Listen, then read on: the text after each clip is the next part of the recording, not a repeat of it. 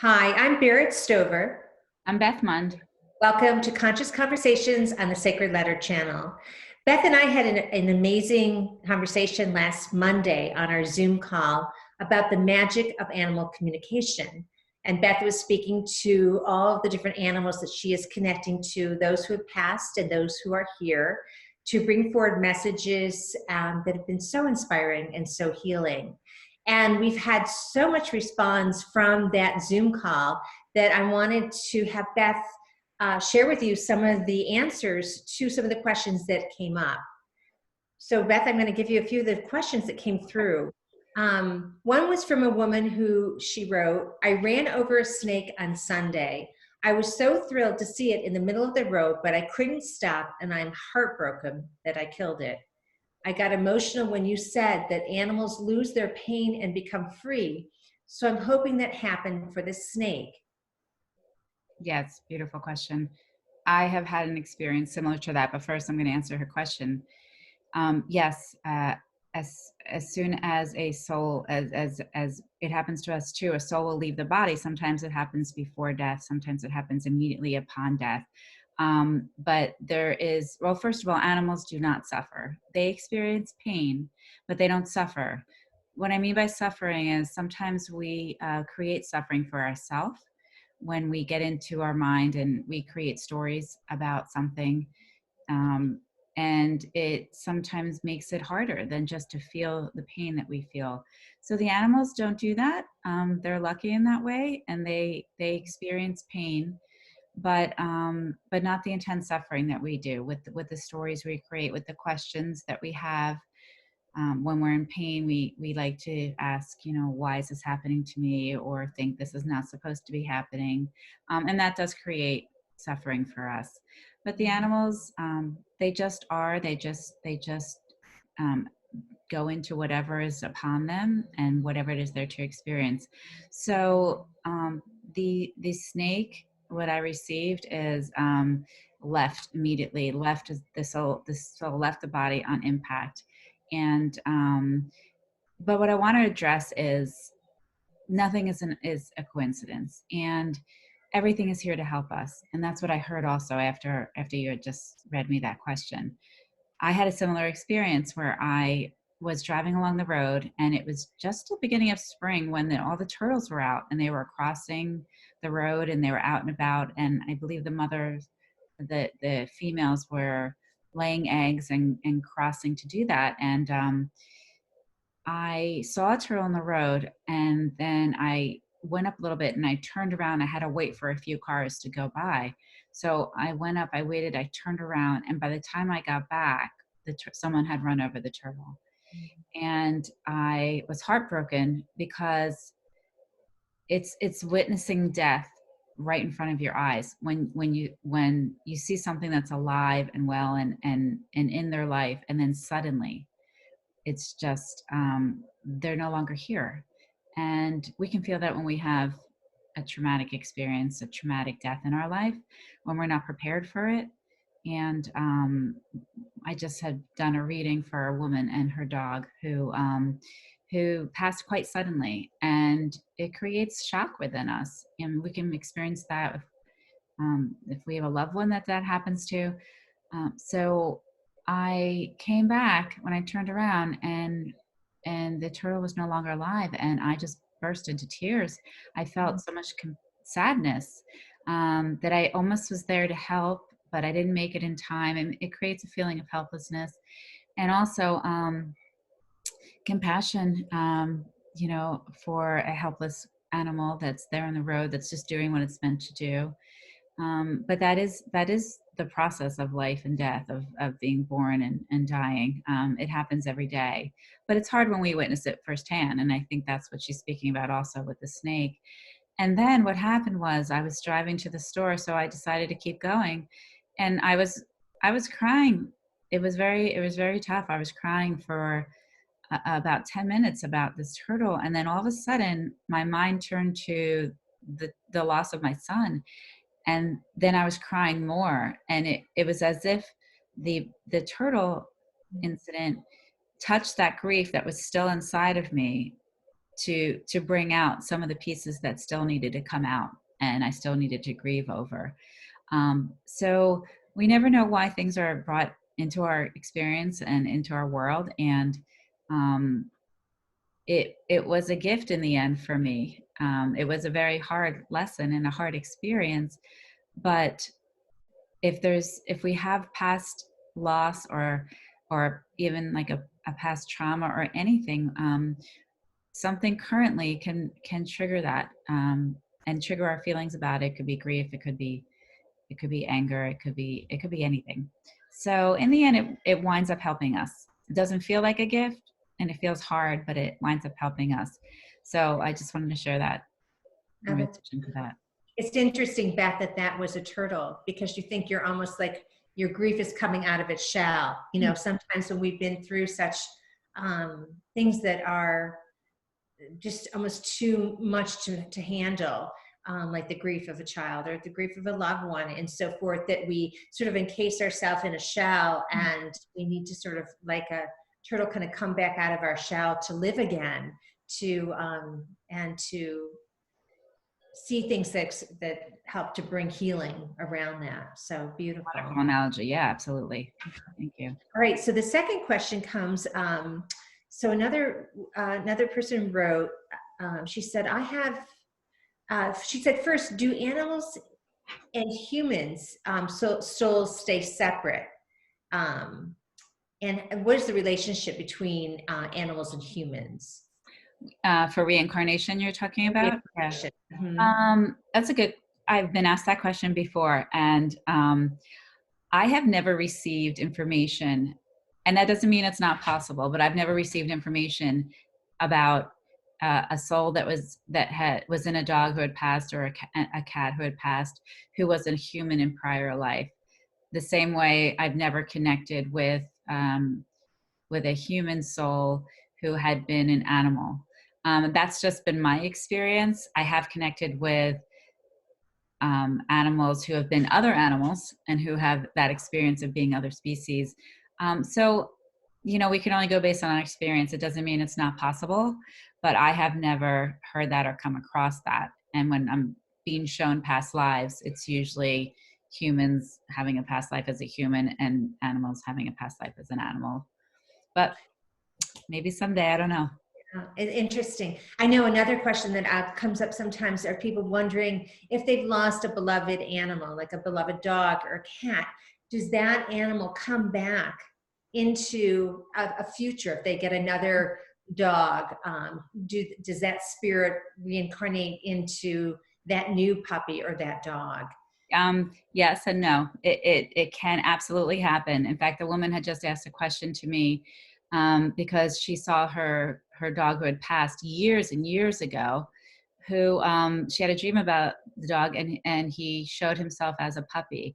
And I immediately received from the soul of him that he was showing her that because she was mulling over whether to get a puppy. And he was telling her that he was going to come back as a puppy, as her puppy. But it's her free choice to get it or not. And the thing is, if they're meant to come back and experience another of their life with us, and the time that they're here with our life, then it will happen. If there's a reason for it, it will happen. If not, then it won't. And so often we want that to happen because we're grieving the loss of our pet. We love them so much, no matter what the animal is. We have so many strong feelings about them. We miss them, and so of course we want them to come back. But the reality is, when they come back as another animal, they're coming back to have a different experience, and we may or may not notice things about them that remind us, but they'll never be a replacement for the pet that we lost. So it can happen, and it really depends if it's meant to, and if there's a reason for it. You're reminding me, Beth, of some of the conversations that we've had about soul contracts, and how we have soul contracts with people in our lives, but we also have soul contracts with animals in our lives. I wonder if you could speak to that. Yeah, soul contracts are so interesting because I've come across that every single reading that I've done. I can pinpoint who the soul contract is with the person. Sometimes it's the person, well, the person always has the soul contract, whoever has the idea to go get the animal to bring it into their life. And it's very often for them. But sometimes I've also seen that they have the soul contract with the animal, but it's also for another person. For instance, I did a reading for this woman whose dog had recently passed, and her husband was sick, but her husband had gone out and got their dog. And he had the contract with the dog. He brought the dog into the home knowing that he was going to be passing. He didn't know this consciously, but I could read that. So he got the dog 6 months before he had passed, and it was to help her through the grief of his passing. And the dog was with her for about 4 or 5 years. So he had the soul contract, but it was for her. And there's others that will have a soul contract. And what that soul contract means is it's an agreement. And we make soul contracts with people. If you ever had an experience where you meet somebody and you feel that they're very familiar to you, that's a piece of your soul contract sort of blending in or coming through your ego, that blocks everything out, the veil, it's coming through. And sometimes we don't have that memory, but we have a soul contract with them, and we meet them, and you think, wow, that's such a coincidence. If I didn't go to this place or I didn't have this experience, I wouldn't have had this life. I say that's not true. When we have our soul contract, we're meant to meet them. And if it wasn't going to be that time, it was going to be another time. And we're not going to miss it when it's a big soul contract. And we can get into this in more detail because it's so interesting on another video when we speak to our soul contracts with our human relationships, because it's very fascinating, because the soul contract will dictate when the relationship ends, how long it's supposed to go, what we're supposed to learn from it, why we're with this person. It's really, there's so much information that can come through about it. But as far as our pets, that it's an agreement. And you'll always hear someone saying, I just knew I was to go there and get this pet. And then you've heard people say this animal picked me, and that's a soul contract. Right. We always have free choice. We don't have to ever get off the couch and go to the shelter or go to the breeder. But if we listen enough, then we usually are guided. Beautiful. It reminds me too, when I hear people who have gone to get a rescue pet and they know immediately which one, or the certain one comes right to them. And we always kind of wonder, like, who's really rescuing who, at that situation. But that it's as you spoke, such an expanded view of how, whether again it's a person or it's an animal, that they are helping us both. We're helping them with their journey of whatever they came here to learn and how to evolve, and they're doing the same for us. So that's beautiful. Yeah, and when all this information comes through, I was just getting to share that sometimes it can be overwhelming for our minds to wrap their arms around. Like, where are we making these contracts, and how does that happen? And I let all that go. Because the information that comes through is validated. And then because our minds cannot understand that, and we're not meant to understand that. And we have to let a certain amount of that go. And just, does it feel the truth to you? If you're not able to have these conversations with animals or with people who have passed, usually we all have our intuition, and does this ring true, and how does that sound? And then when you do get confirmation like we've had, it becomes easier to believe, but you don't have to understand it in order to feel the truth of it. And I think also one other point is sometimes you miss the message when you're so trying to figure out, how does this work? Does it really work? You're missing really what is the overarching message that's to come through. Absolutely. So another question's come in, and it says, have animals spoken about humans eating animals in the way that they are treated? Sorry if it's a bad question, but feel free to answer if you can. Yeah, it's when I first began animal communication and was thinking about all these things before I was being validated with information. Um, it used to bother me when I used to watch show dogs on TV, because I thought, are they supposed to be working like that? Dogs are supposed to be running around and playing and free. And when I had my first communication, I was told, oh, I love being a show dog. Like, this is my job. This is my job. I came here to do this. And he absolutely was showing me how much he loved it. And he said that all animals have jobs. Some of them are to play and make us laugh. Some of them are to come up to us when we're feeling sad and snuggling up to us. Some of them are going to be therapy dogs because that's their job and that's what they enjoy and come here. And they have those different gifts and intentions like we do before we come here and get our jobs and what we're here to do. And it's all beautiful unless we want to fit them into a box that they don't belong in. I had a reading with a woman who wanted her dog to be a therapy dog, and the dog did not want to be a therapy dog. Very clearly was working in past lives and wanted to play in this life.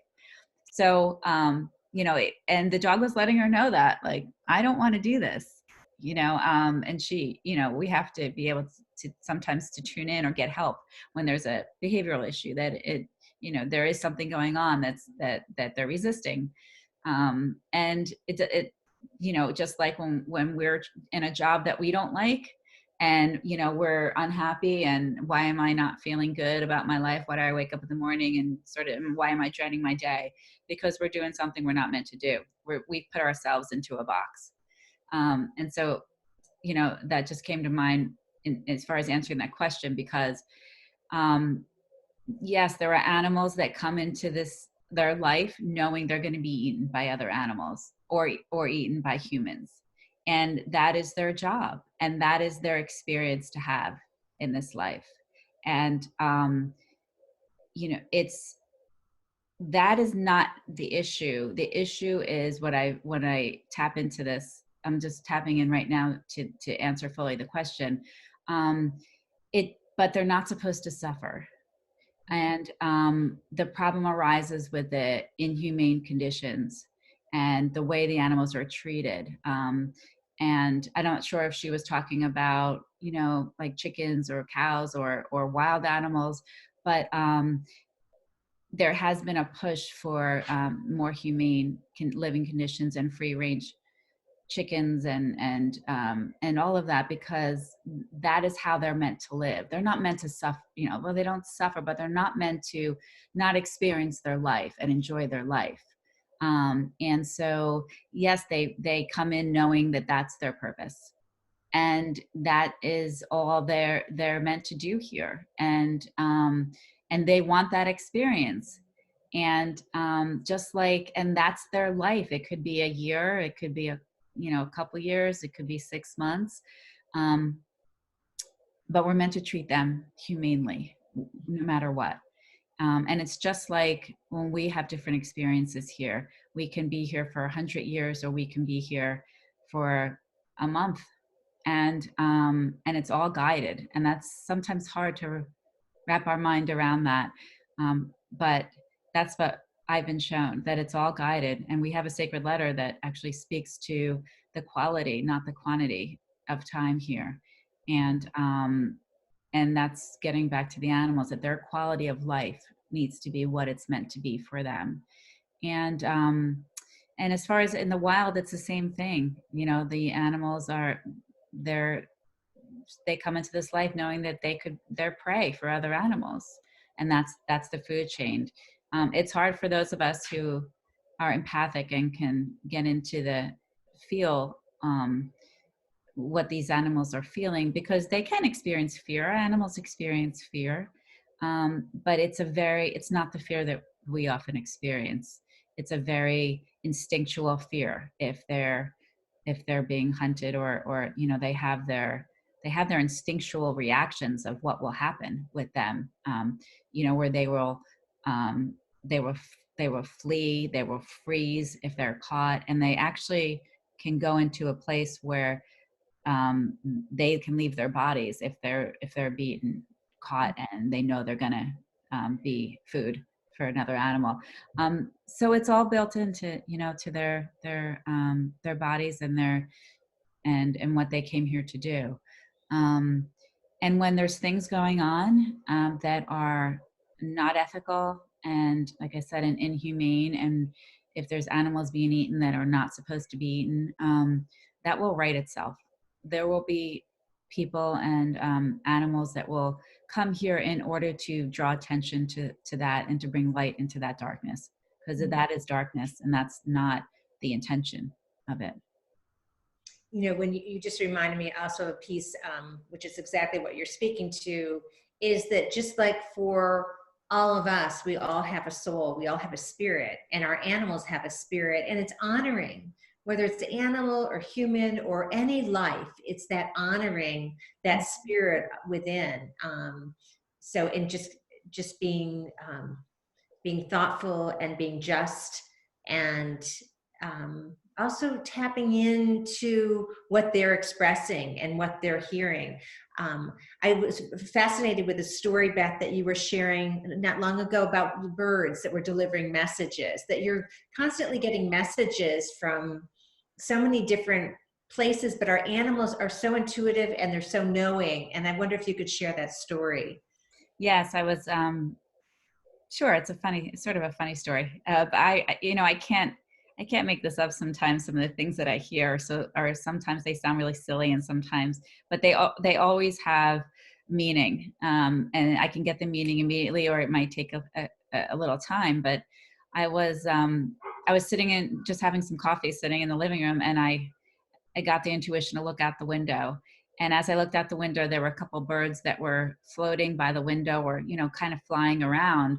So I drew my attention to them because they were sort of going fast. And then I heard, the British are coming, the British are coming. I thought, okay, that's interesting. So I was like, okay, I picked it up pretty quickly. That sounds like a warning, something's coming. And it was within that week, my sense told me that had to do with the pandemic, the coronavirus pandemic, and what was going to be happening in Great Britain, because at the time it was really about Italy was in the news, and South Korea, and we weren't hearing much from Great Britain. And I thought, well, that makes sense that something's going to be happening with that. And they did come into the news later that week. And some members of the royal family, I don't follow the news too much, so you probably know more than me, but I think some members of the royal family had gotten tested positive for the coronavirus. And then so I received those immediate messages, and then it was it was a communication from them letting me know that they're aware that there's foreign invader. It's a foreign invader in our body. When a virus comes into our body, that's what it is. And then our body, our immune system will attack that invader. That's what our bodies are meant to do. And this was an overarching message that they're aware of this, and about this foreign invader that's coming into all of our lives. I think it's so fascinating just listening to, the response you've been getting to so many of the readings, because you're doing readings for animals that are wild and those that are in our homes, those who have passed, and you're doing so many readings for animals that are here, that owners are asking, can you help us to resolve a behavioral issue, a physical issue, or for so many that are being rescued, what was their past life, because they're having certain traits, or they're having certain, expressing different issues that need to have some background information. So I wonder if you could just share some of the stories of how you can help people if they reach out. If people go online to our website, www.thesacredletters.com, Beth has both animal readings and also animal healings. But I wonder if you could speak to the healings, because you've been doing so many healings for animals right now. Yeah, the healings are, I'm certified in animal Reiki, and I've experienced a deep one-on-one class with my dog who had passed years ago from cancer, and I was working with her for 6 months. She was supposed to pass in about 6 weeks. I think I've mentioned this before, my experience with her, but you know, healings I do they're 15-minute healings, and I know how to remotely tap into the body of any animal, and I can tap into my own body, but it's the animal that, and give healing to them. And yet the readings are also healing as well, because the readings often provide, the animals give me specific information about what it is that they want, and what is it that they need that sometimes their owners are not aware of. And I don't even, these stories all start to run together, but I know there was, like the rabbit. There's an interesting one about a rabbit that actually was yeah, passed to a third family. It was rescued by the first family. And then I know the woman said that she couldn't take the rabbit. They were moving out of state. And so the rabbit went to a neighbor woman. And anyway, she had contacted you to get sort of insights on her rabbit. yeah, that was um his name was Sonny, and he was when I first received information about him, I was overcome with sadness. And he immediately told me that he misses his family, the family that he spent the most time with. And I was talking with my friend, and they said, well, but that was a while ago. And I said, they experience feelings just like we do, that if we were to have grown up in our family for 5 years, and then someone brought us to someone else's house, and we didn't really know why, because our conscious mind is not aware of it, we would miss them. We would miss our original family. So he was sad about that. And the other thing is, but the woman who brought the reading to me, who requested it, she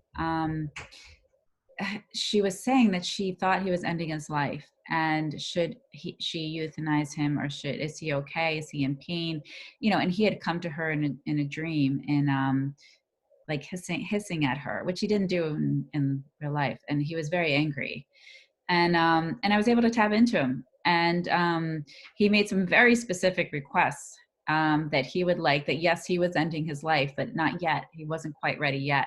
And he wanted to spend some time on the grass. He wanted to feel the grass, because he was spending a lot of time in his in a cage.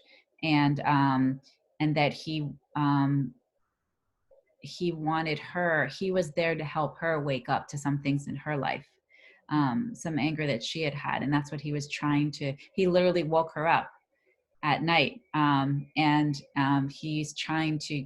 He was there. It was no accident that he was with her, and they were both there for each other, and they both had the soul contract, going back to that, with each other, and that they were both helping each other. And I was able to tap into him and tell her specifically what he was needing, that he's not ready to go yet, but he wanted to go soon.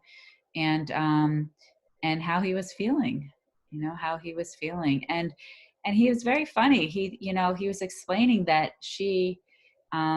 that he missed his family, and it was like he went into an assisted living environment. Like, he was so grateful for her for taking care of him. She didn't feel like family to him, but he was grateful and appreciated her. And he said he was grateful that he went to her, because he describes it to me that her home felt like an assisted living place, and assisted living is for the living. And this is how he explained it to me. And nursing homes are more for the dying. But that's not necessarily true, but that's how it felt to him. And so, but he felt like he was there and he was able to live.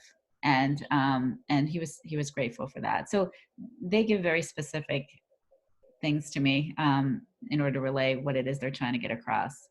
So that was unusual. And that was both, so that was information, and it was healing for him, because he was able to release what he needed to tell her, that he was not able to get through to her. It's so interesting, Beth, because when you pass these messages back and the people have received them immediately, and then we hear over time too how it rings true. It brings up something of releasing, and they understand not just the the basic day to day. Yes, to get him onto the grass and bring him that kind of familiarity back to the earth, and in the enjoyment of being outdoors and so forth, but also to uncover a feeling that has been suppressed. And I think it's so interesting. I know some of this feedback we've received too from some of the readings you've done is how someone's come for their animal, but it's also brought such insights into their own lives and uncovered things that they are going on with relationships, and how animals, maybe you can speak to this, how they're so knowing, but they're also so in tune with what's going on with the dynamics within a household. Yes, they relay a lot of information about what's going on with their family, and in a very helpful way. They're not trying to tell the No secrets. judgment, no judgment. No judgment, and there's no, they're not telling the Animals are only loving. They're just full of unconditional love. I'm just laughing thinking about my son when he was 5, walking around like repeating some of the secrets to anybody who would listen. Not the secrets, but things that you normally don't tell people. He was readily going up and telling everybody what was happening. But it's always it's always, so whatever I receive, I'm receiving because it's meant to be shared. I will not receive anything that the person cannot hear or is not meant to hear. I just won't receive it. And it's all guided. So when I'm receiving information about the family, there was a dog who was barking a lot, and he was trying, and my first thing he told me, I'm trying to get her attention. And then I explored it further, and he was trying to get her attention to look at her relationship, because the person she was in a relationship had a lot of anger and a lot of explosive anger. And so their dog was trying to wake her up, barking at her, literally trying to get her attention when this was going on. And in the only way they know how, it does get your attention if you're trying to watch TV and your dog is sitting there barking, incessantly at you. But where I feel like where I can help, and I have helped, is to be able to interpret it in a very detailed way. Whether the dog has passed or is here, what did that mean? People have asked, what did that mean? And I will give them information, what that meant. And it's different for everybody. Barking for one person could mean, trying to get your attention because your relationship is not healthy right now that you're in, or barking could mean something completely different. For another dog, it could be drawing attention to a physical issue, or it depends. I have to connect with the individual animal, and then the information starts coming through. It's a very deliberate connection that goes on with me in order to bring it forward. So I feel that I can provide something that, and I've even gotten information about dogs that have been lost.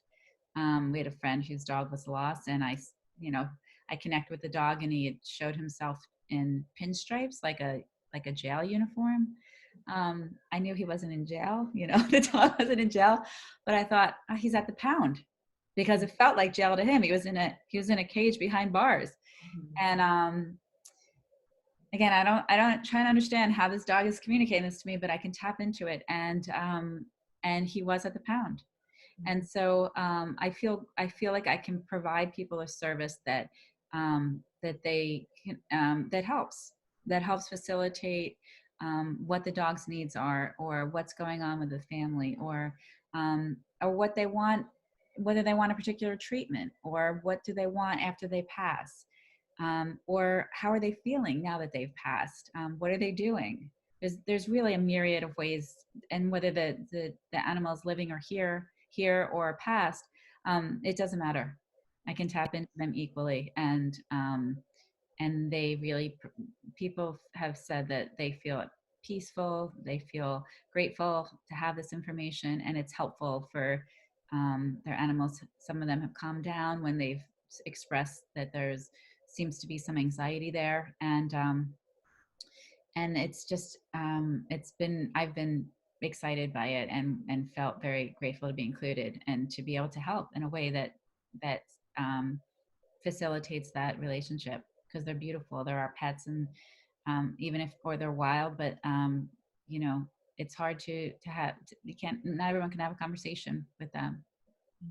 I think too, with the readings, that's so helpful is the readings that you're doing, that the person who's asking for the reading is actually asking you specific questions. So when you're doing the reading, you're actually engaged, whether it's on text or in Skype, so that the person can in real time have a conversation, or if you bring something up, it immediately reminds them of something, oh, I want to ask this. So people are coming with specific questions that they're seeking information to, insight that they're not just, again, from dogs that have passed, but dogs, you're tapping into spirits, whether they passed or they're here, to bring forward such information.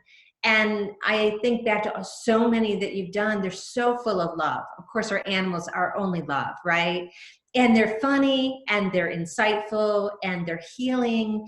There's so many different benefits to connecting with our animals, because they really mirror so much of what's going on with us. So for any of you out there who are interested in connecting with Beth, again, please visit our website. It's www.thesacredletters.com, and we have a section called Sessions, and you can read more about what Beth does for animal readings and animal healings. So with that, we thank you so much for joining us today, and our love to you and our love to the animals. Thank you.